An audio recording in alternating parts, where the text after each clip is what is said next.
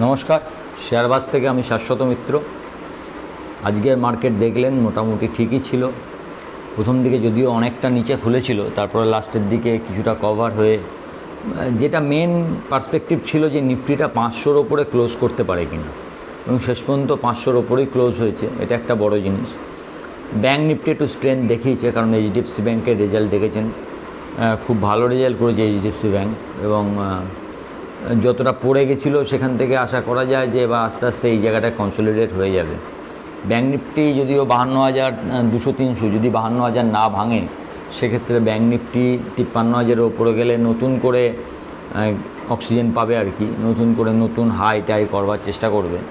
সেগুলো পরের ব্যাপার। মেন এখন দাঁড়িয়ে আছে হচ্ছে কালকের বাজেটের উপর। এখন বাজেট কীরম হবে তার উপর, যদিও অ্যাকচুয়ালি বাজেট মানে হচ্ছে আয় ব্যয়ের হিসেব। এটা নিয়ে এত লাফালাফি আমাদের দেশে হয়, এটা প্লেন একটা আপনি কত টাকা আয় করেছেন, কত ব্যয় করেছেন, তার একটা হিসেব। তবুও যে জিনিসগুলোর ওপর মোটামুটি আপনারা যারা দেখেন বাজেটটা, যে লক্ষ্য করেন, তাদের যেগুলোর ওপর চোখ রাখা উচিত, দু একটা পয়েন্ট একটু বলে দিই।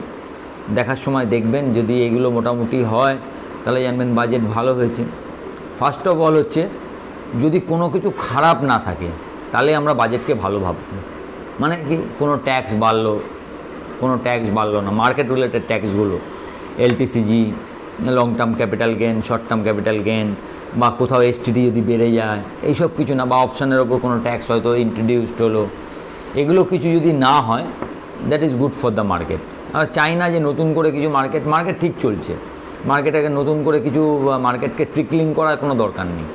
মার্কেট যদি দেখে যে মার্কেটকে কেউ ছোঁয়নি, তাহলেই মার্কেট সবথেকে খুশি থাকবে, এবং সেটা করলে ভালো আর কি। মানে এই যে বিভিন্ন জায়গায় অনেকে বিভিন্ন মন্তব্য করা হচ্ছে না, যে অপশানে নতুনরা এসে অনেক লস খাচ্ছে, সেবি চেয়ারম্যান বলেছেন এটা একটা ব্যবস্থা। এই ব্যবস্থাগুলো যদি সেবি থেকে নেওয়া হয়, মার্কেটের মধ্যে থেকে নেওয়া হয়, সেটা বেশি ভালো। বাজেটের থ্রু দিয়ে না নেওয়াই ভালো। মানে আমরা যেটা সাধারণ মানুষ যেটা বুঝি, এখন নিলে তো আপনারও কিছু করার নেই, আমারও কিছু করার নেই, কোনটা ভালো বলছি, তাহলে আমরা ভালো বুঝবো বাজার। সেকেন্ডলি হচ্ছে, দেখবেন টোটাল এক্সপেন্সেস বাজারে মোটামুটি 46 থেকে 48 লক্ষ কোটি টাকার মতো হয়, 46 to 48 লাখ ক্রোড়। এইটা মোটামুটি একই থাকবে কিনা দেখবেন। সেকেন্ড দেখবেন কি না, ফিসকাল ডেফিসিট কত পার্সেন্টের মধ্যে আছে। ফিসকাল ডেফিসিট যত আগের বারের থেকে যদি কম হয়, সেটা ভালো হবে।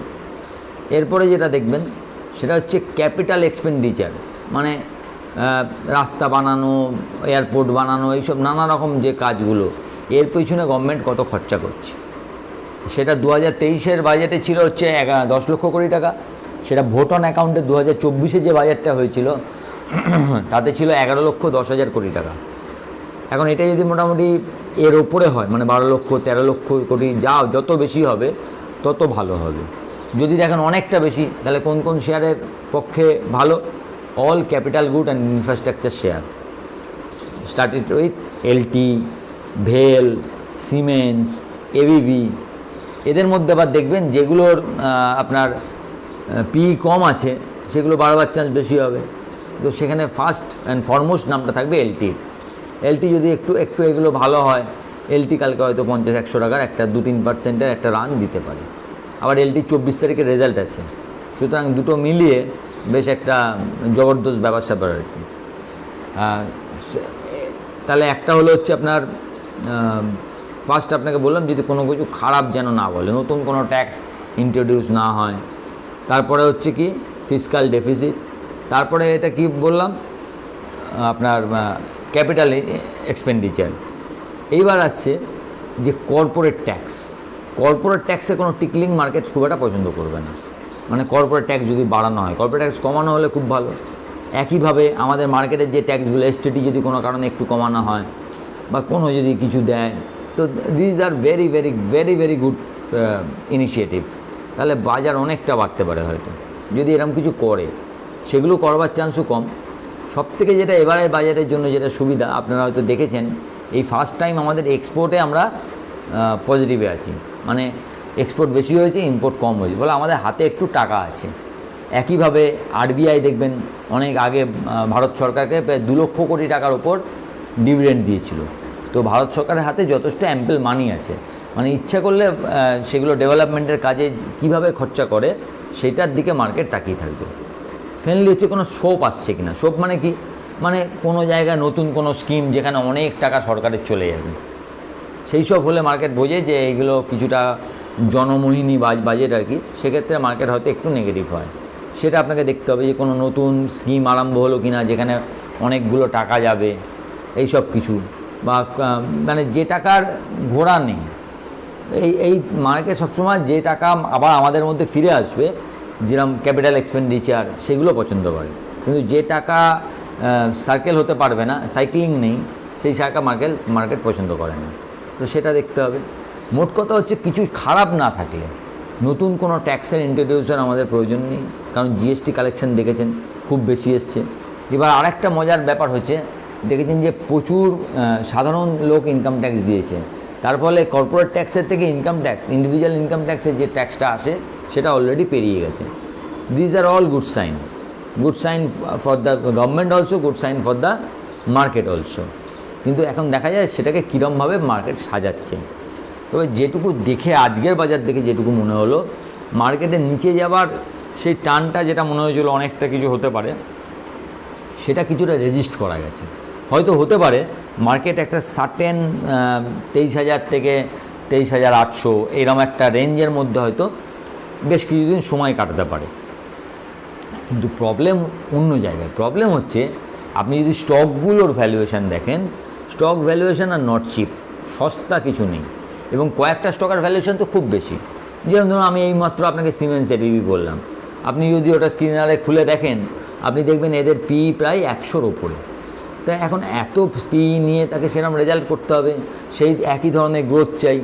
সুতরাং মার্কেট যদিও বা দেখেন যে নিফটিতে কারেকশান হয়তো স্যালো, নিফটি হয়তো বেশি পড়লো না, 2%, 2.5%, তবুও স্টকে হয়তো 10-15%-এর কারেকশান হয়ে যেতে পারে একই জায়গায় ঘোরাফেরা করার মধ্যে।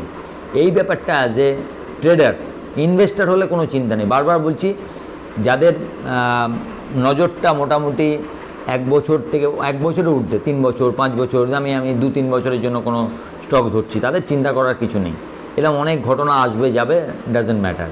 কিন্তু আমরা যারা পজিশনাল কোনো ধরুন সুইং ট্রেড করি, কিংবা ডেলি ট্রেড করি, কিংবা ফিউচার অপশানে পজিশান নিই, তাদের ক্ষেত্রে কালকে খুব ইম্পর্টেন্ট ডে। চেষ্টা যেটা করবেন সেটা হচ্ছে, যদি কোনো পজিশান থেকে থাকে বিফোর বাজেট, যদি আপনি লাভ পান একবার লাভ নিতে পারেন। লাভ ধরুন নিলেন না, আপনি ভাবছেন আরও যাবে, অন্তত আপনার দামে স্টপ লসটা রাখবেন যাতে নিচে না যেতে পারে। আপনি লাভটা ছেড়ে দিলেন, আমরা লাভ ছাড়ি অনেক সময়, কেন না অনেক বেশি লাভ করার জন্য, সেটা ঠিক আছে, কিন্তু নিচে যেন না যায়। যেটা প্রফিট দেখেছেন সেটা যেন লসে চলে না যায়। কালকে সবথেকে বড় জিনিস আপনার যেটা, সেটা হচ্ছে আপনি কিভাবে পজিশানটাকে হ্যান্ডেল করছেন। ফার্স্ট অফ অল পজিশান লো রাখবেন, কম রাখবেন, এবং যে কোনো পজিশান সে শর্টেই হোক কিংবা প্লাস লংয়েই হোক, আপনি হেজ রাখবেন। ধরুন আপনি ভাবছেন ব্যাঙ্ক নিফটি বাড়বে, নো ডাউট বাড়তেই পারে, আমি জানি নাকি কালকে কী বলবে বিত্তমন্ত্রী। আমি কিনলাম, কিন্তু তার এগেনস্টে হয়তো 52,200 একটা পুট কিনে নিলাম। একইভাবে আমি ভাবছি ব্যাঙ্ক নিফটি পড়ে যাবে, নো প্রবলেম, আপনি বেচুন, তার এগেনস্টে একটা কল কিনে রাখুন। মানে যাতে আপনার সবসময় আপনার লসটাকে আগে হিসাব করে নিন, যে যদি আমার উল্টো দিকে যায় যাতে লসটা আমার আয়ত্তের মধ্যে থাকে।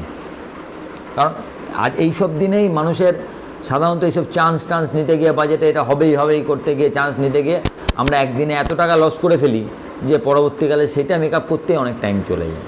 তো সেটার দিকে একটু তাকাবেন যাতে লসটা কম হয়, আর কিচ্ছু আপনাকে দেখতে হবে না।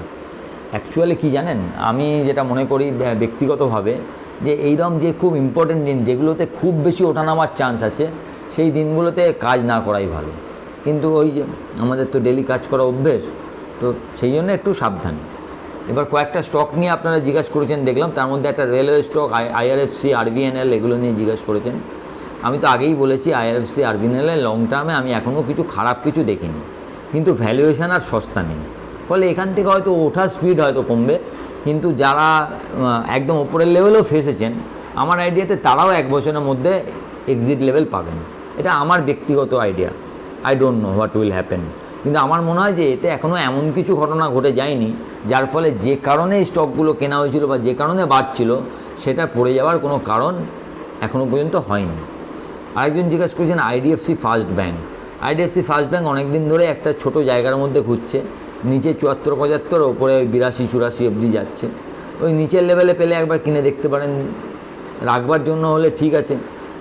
এখন ব্যাপার কি, আমি বারবারে আপনাদের একটা কথাও বলি, একটা স্টক অনেক দিন না চলতে পারে, কিন্তু 1-2 দিনের তার মুভমেন্টই আপনাকে সারা বছরের যা রিটার্ন সেটা দিয়ে দিতে পারে। সুতরাং এটা একটু ধৈর্য রাখতে হবে, অনেক দিন ধরে চলছে না। এবং ব্যাংকিং সিস্টেম, ব্যাংকিংটাকে আমি বলেছি আমার কাছে আপাতত আমি ব্যাংকিং নিয়ে খুব একটা এই মুহূর্তে বিশাল কিছু হয়ে যাবে ভাবছি না। কোটাকের রেজাল্টটা দেখছে, not at all a good result. এখন দেখা যাক অ্যাক্সিস কীরকম রেজাল্ট করে। অ্যাক্সিস তো অলরেডি খুব ভালো জায়গায় আছে, এখন অ্যাক্সিসের রেজাল্টটা যদি খুব ভালো হয় সেক্ষেত্রে ব্যাংক পুরোপুরি আবার অন্যরকম হতে পারে, কালকের বাজেটের পরেও অন্যরকম হতে পারে। সুতরাং এই জায়গাটা খুব কিছু বলাটা মুশকিল, তবে বেচার কোনো কারণ এখনও হয়নি, সেরকম কোনো ঘটনা ঘটেনি যাতে মনে হচ্ছে বেচে দিতে হবে। তো আপনারা এগুলো ধরে রাখতে পারেন, তারপরে দেখা যাক কী হয়। তো বাজেটটা দেখুন, কালকে বাজেট দেখে আপনারা নিজেরা, এবং আরেকটা জিনিস, বড় জিনিস দেখবেন যে রুরাল ইকোনমিতে খুব জোর দিতে পারে গভর্নমেন্ট, কারণ এবারে ভোটে তো রুরালে খুব একটা ভালো রেসপন্স পায়নি, তখন রুরালের উপর ভালো জোর আসতে পারে। তখন সেই সব সেক্টর যেগুলো জোর আসবে সেই সেক্টরগুলোকে আইডেন্টিফাই করে তার আন্ডারে কী কী স্টকে ভালো হতে পারে সেগুলো নিয়ে তখন আমরা পরবর্তীকালে আলোচনা করব। আমার মোটোটা হচ্ছে, আমি রিস্কের কতটা পড়বে বা উঠবে এটা ভেবে অনেকটা টাকা পাবো ভাবতে চাইছি না। আমি জানি যে জিনিসটা হয়ে যাবার বা বিশ্লেষণ করি, তাতে যদি 20 টাকা ওপরে পেতে হয়, কিন্তু সেটা যদি একটা দেখা যায় যে না ঠিক আছে এই সেক্টর ভালো হবে, তখন আপনার 10 টাকা 20 টাকা ওপরে নিতে অসুবিধা নেই। কিন্তু আপনি জানেন না কী হবে, আগে থেকে এই 20 টাকা পেতে গিয়ে আপনার 50 টাকা লসের সম্ভাবনাটা অনেক সময় বেড়ে যায়। তো আমি অলওয়েজ কনজারভেটিভ মাইন্ডেড, তাই আমি সবসময় চেষ্টা করি যে সমস্ত কিছু জেনে নিয়ে, চান্স না নিয়ে অ্যাজ এ বিজনেস দেখা। বিজনেস তো কখনো চান্সে হয় না, বিজনেস দেখে তাকে পর্যালোচনা করে তারপর ডিসিশান নেওয়া হয়। আমি সেরমভাবেই শেয়ার মার্কেটটাকে দেখবার চেষ্টা করি। এবার এক একজনের এক এক রকম ব্যাপার, তবে যেরকমভাবেই কাজ করুন না কেন, যে সিস্টেমেই কাজ করুন না কেন, আপনি সবসময় অপোজিটটা ভেবে তার জন্য একটু তৈরি থাকবেন, ব্যাস এটুকুই। ভালো থাকবেন, কালকের বাজেট দেখুন। আমার ভিডিওটা ভালো লাগলে একটু লাইক, শেয়ার, এবং যারা প্রথমবার দেখছেন কাইন্ডলি একটু আমাকে সাবস্ক্রাইব করে দেবেন এবং আমার টেলিগ্রাম চ্যানেলের সঙ্গে যুক্ত থাকবেন। নমস্কার।